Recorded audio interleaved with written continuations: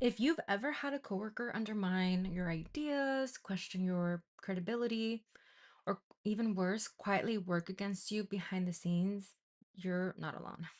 In this video, I'll show you 6 proactive steps you can take when coworkers undermine you at work so you can protect your reputation, you can stay strategic, and avoid making the situation any worse. You know that moment when something feels off. A coworker, they keep making little comments, they subtly question your ideas, they misrepresent things that you've said. Or maybe they seem unusually focused on your work. At first, you tell yourself you're imagining it, but the pattern repeats, and eventually you realize this is not a misunderstanding. This person has a problem with me. The mistake most people make at this point is becoming obsessed with the person, but that's not where your attention should go. A lot of workplace undermining has very little to do with the quality of your actual work.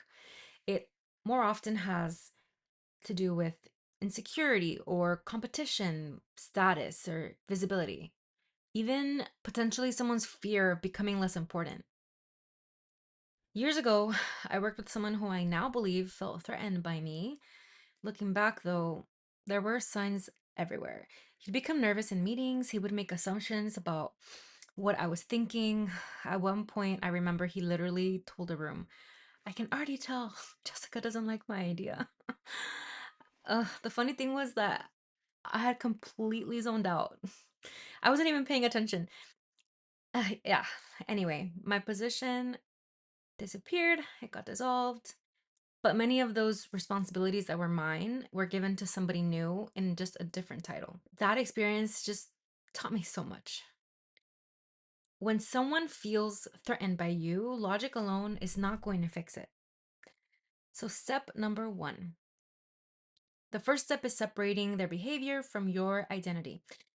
If someone is undermining you, they may be because they feel insecure, but that does not automatically mean you've done anything wrong. One of the fastest ways to lose your power is making their opinion your reality. Don't do that.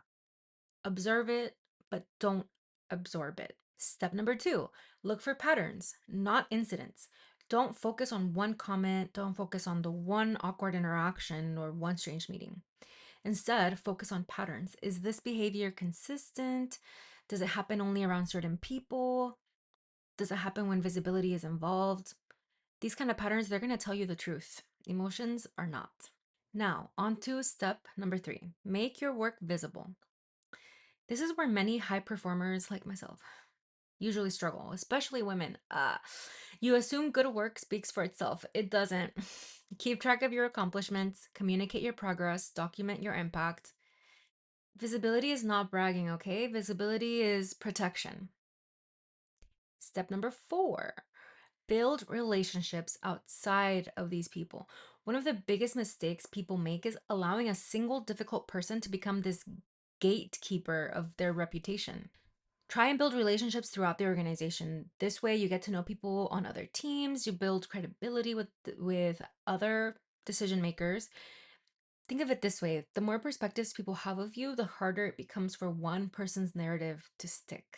Step number five, document facts. Now, notice I said facts, not feelings. I'm sorry. If something important happens, write it down. Write down the dates, decisions, conversations, commitments. You may never need it, okay? But if the situation escalates, you're going to be really glad that you have it.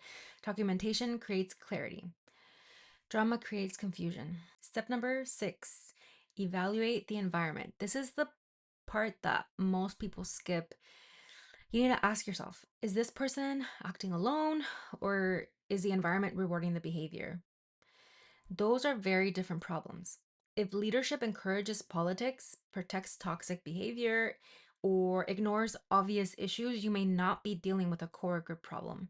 You may be dealing with a culture problem, which is very, very different. Now, this is the part people don't usually talk about. Not everybody's going to like you, and sometimes people won't like you for reasons that have nothing to do with your character. You might remind them of someone. You challenge their assumptions. You make them feel insecure. I don't know, you might represent competition. You can't control any of that. What you can control is your professionalism, your visibility, your relationships, and most importantly, your response. That's it. If there's one thing I want you to remember, it's this. When someone undermines you, don't immediately ask, "What's wrong with me?" Instead, ask, "What incentive might be driving this behavior?" That question alone will usually tell you far more about the situation. So stay observant, stay professional, stay strategic. Don't let anyone else's insecurity convince you to shrink yourself, okay? If this resonated with you, subscribe. I'll keep sharing the workplace lessons and power dynamics most people only learn after they've already paid the price. Ah, AKA me. Okay, bye. One quick final note here. If you're working toward a promotion or you're simply trying to become more strategic in your career, don't forget I have a brand new, it's free promotions readiness scorecard. It's linked down below if you want to check it out. Otherwise, I'll see you in the next video.